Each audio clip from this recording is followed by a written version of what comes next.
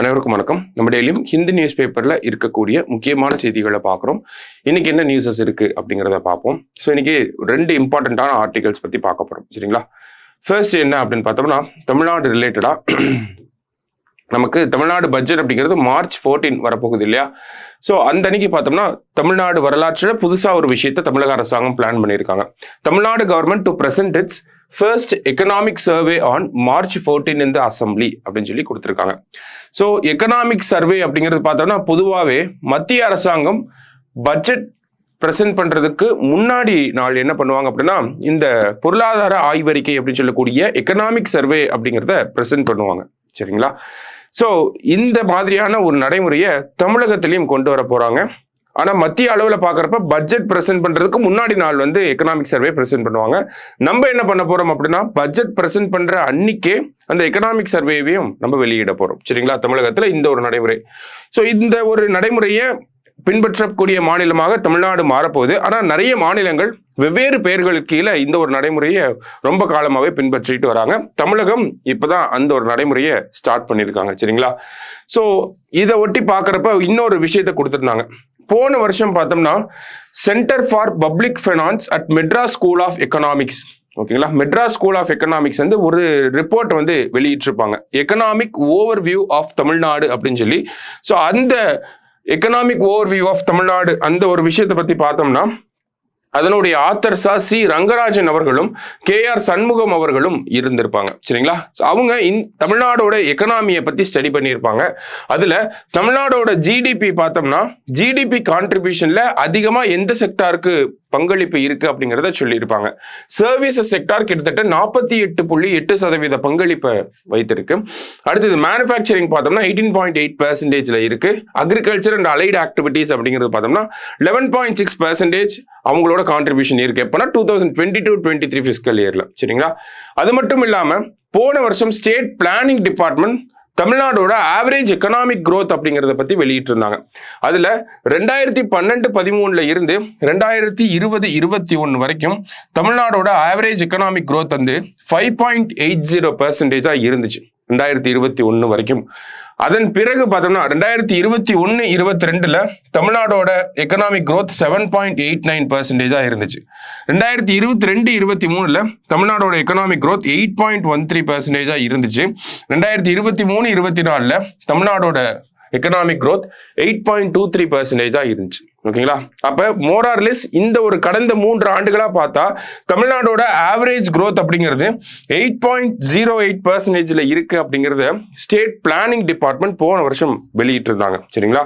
அதே மாதிரி 2022-23 தமிழ்நாடோட GSDP India அளவில் பார்க்குறப்ப மகாராஷ்டிரா ஃபர்ஸ்ட், குஜராத் செகண்ட், 3வது இடத்துல பார்த்தோம்னா தமிழ்நாடு இருந்திருக்கு. ஓகேங்களா?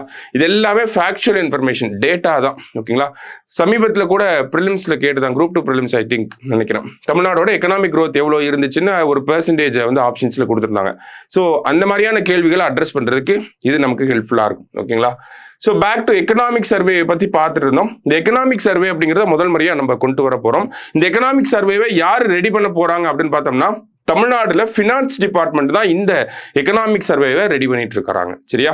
ஸோ இது ஒரு முக்கியமான செய்தியா இருந்துச்சு. டேட்டாஸை நல்லா நோட் பண்ணி வச்சுக்கோங்க, ஸ்கிரீன்ஷாட் வேணாலும் எடுத்து வச்சுக்கோங்க. சரியா? ரைட். அடுத்ததா பார்த்தோம்னா, இந்தியாவில் இருக்கக்கூடிய ஒரு ஹெல்த் கன்சர்ன் பத்தி பிரைம் மினிஸ்டர் சமீபத்தில் மான் கி பாத்ல பேசியிருப்பார். சரிங்களா? இந்தியாவில் இருக்கக்கூடியவங்க ஹெல்த்தியான ஃபுட்டை எடுத்துக்கணும், மாதந்தோறும் அட்லீஸ்ட் ஒரு 10% ஆவது ஆயில் கன்சம்ஷன் அப்படிங்கிறத கம்மி பண்ணணும் அப்படிங்கிறத பிரைம் மினிஸ்டர் ஒரு ரெக்வஸ்டா இந்திய மக்களுக்கு சொல்லியிருப்பார். என்ன ஒரு காரணம் அப்படின்னா, இந்தியாவில் ஒபேசிட்டி அப்படிங்கிறது இன்க்ரீஸ் ஆகிட்டே வருது அப்படிங்கிறத சொல்றாங்க. Why is India staring at an obesity challenge அப்படின்னு சொல்லி கொடுத்துருக்காங்க. ஒபிசிட்டி அப்படிங்கிறது நமக்கு அதிகமாயிட்டே போகுது. அது சின்ன குழந்தைகள்ல இருந்து பார்க்குறப்பயே நமக்கு தெரியும். ஓகேங்களா? வரக்கூடிய ஜெனரேஷன்ஸ் எல்லாமே அப்படிதான் இருக்காங்க. ஸோ ஒபேசிட்டினா என்ன, இந்தியாவில் என்ன ப்ராப்ளம்ஸ்லாம் இருக்கு அப்படிங்கிறத பற்றி தான் இந்த ஆர்டிக்கல்ல கொடுத்துருக்காங்க. இதில் தேவையான விஷயங்களை மட்டும் நம்ம எடுத்துப்போம். சரியா? So what is the scale of the problem அப்படின்னு சொல்லி ஃபர்ஸ்ட் ஒபேசிட்டினா என்ன அப்படின்னு சொல்லி ஒரு டெஃபினேஷனை கொடுக்குறாங்க. நம்ம மெயின்ஸ் பாயிண்ட் ஆஃப் வியூலுமே ஒரு கொஸ்டின் எழுதுறப்ப ஃபர்ஸ்ட் இன்ட்ரடக்ஷன்ல அந்த கொஸ்டினை பற்றி எழுதுவோம், இல்லை அதுக்கான டெஃபினேஷன் எழுதுவோம் இல்லையா? அதே மாதிரி தான் overweight and obesity are defined by WHO as abnormal or excessive fat accumulation that presents a risk to health அப்படின்னு சொல்லி கொடுத்துருக்காங்க. ஓகேவா? அப்போ எக்ஸசிவ் ஃபேட் அக்குமுலேஷன் அதுதான் இந்த இடத்துல கீ டேர்ம். சரிங்களா? எக்ஸசிவ் ஃபேட் அக்குமுலேஷன் இருந்துச்சு அப்படின்னா அதை நம்ம ஒபிசிட்டி அப்படின்னு சொல்லி சொல்றோம். சரிங்களா? அப்ப இந்தியாவில் ஒபிசிட்டி அப்படிங்கிறது எப்படி இருக்கு? நம்ம மெயின்ஸ்ல டெஃபினேஷன் இருக்கு. அப்புறமா ஒரு டேட்டா பாயிண்ட் அப்படிங்கிறது கொடுப்போம். அதே தான் இவங்களும் பண்ணியிருக்காங்க. என்ன டேட்டாவை கொடுக்க வராங்க அப்படின்னு பார்த்தோம்னா NFHS 5ஓட NFHS 4 and 5 கம்பேர் பண்ணியிருக்காங்க. ஸோ ஓவர் வெயிட்டா இருக்கக்கூடிய பெண்கள் அவங்களுடைய சதவீதம் பார்த்தோம்னா 20.6% இருந்து 24% இன்க்ரீஸ் ஆயிருக்கு. இதுவே ஆண்கள் மத்தியில பாக்குறப்ப 18.9% இருந்து 22.9% உயர்ந்திருக்கு. இதுவே குழந்தைகள் மத்தியில பாக்குறப்ப நமக்கு 2.1% இருந்து 3.4% இன்க்ரீஸ் ஆயிருக்கு. அப்போ ஓவராலா பாக்குறப்ப மென், விமன், சில்ட்ரன் எல்லா கேட்டகரிஸ்லுமே பார்த்தோம்னா நமக்கு இந்த ஒபிசிட்டி அப்படிங்கிறது இன்க்ரீஸ் தான் ஆயிருக்கு. எந்த கேட்டகரியிலுமே டிக்ரீஸே ஆகல. சரிங்களா? ஸோ இது இன்க்ரீஸ் ஆகிறதுனால என்ன மாதிரியான பிரச்சனைகள் இருக்கு? நமக்கு கார்டியோவாஸ்குலர் டிசீசஸ் இருக்கு, டயபெட்டிஸ், டைப் 2 டயபெட்டிஸ் அப்படிங்கிற ரிஸ்க் இருக்கு, சில கேன்சர் ரிஸ்க் அப்படிங்கிறது இருக்கு, ஸ்ட்ரோக் அப்படிங்கிற டிசீஸ் இருக்கு, ஆஸ்டியோ அர்த்ரைட்டிஸ் ப்ராப்ளம் வர்றதுக்கான வாய்ப்புகள் இருக்கு. ஒபிசிட்டி ஓவர் வெயிட் ஆகிறதுனால இந்த மாதிரியான பிரச்சனைகளை நம்ம எதிர்கொள்ற மாதிரி இருக்கும். சரிங்களா? அதே மாதிரி இந்த சில்ட்ரனுக்கு வந்து ஒபிசிட்டி வரனால என்ன ஆகும் அப்படின்னா earlier onset of various NCDs non communicable diseases அப்படின்னு சொல்லுவாங்க. நம்ம பார்த்தது எல்லாமே நான் கம்யூனிகபிள் டிசீசஸ் தான். அது குழந்தைகள் சின்ன வயசுலேயே ஒபிசிட்டியா இருக்கப்ப அவங்களுக்கு 20-25 வயசுல இந்த மாதிரியான பிரச்சனைகள், கார்டியோவாஸ்குலர் ப்ராப்ளம்ஸ் இதெல்லாம் வர ஆரம்பிச்சிடும் அப்படிங்கிறத ஒரு விஷயமா சொல்றாங்க. இது எல்லாமே ஹெல்த் ரிஸ்கா. இதே மாதிரி சைக்காலஜிக்கல் கான்சிக்வன்சஸ் அப்படிங்கிறது அதிகமா இருக்கு. ஏன்னா சின்ன பசங்க குண்டா இருந்தாங்கன்னா என்ன பண்ணுவோம், எல்லாரும் கிண்டல் பண்ணுவாங்க இல்லையா? அந்த மாதிரி டிஸ்கிரிமினேஷன் இருக்கும், சோஷியல் ஸ்டிக்மா இருக்கும், புல்லிங் கிண்டல் பண்ணுவாங்க. அவங்களோட ஸ்கூல் பெர்ஃபார்மன்ஸ், அவங்களோட குவாலிட்டி ஆஃப் லைஃப் இது எல்லாமே சைக்கலாஜிக்கலி அஃபெக்ட் ஆகும் அப்படிங்கிறதுமே ஒரு கான்சிக்வன்ஸா நமக்கு கொடுத்துருக்காங்க. சரியா?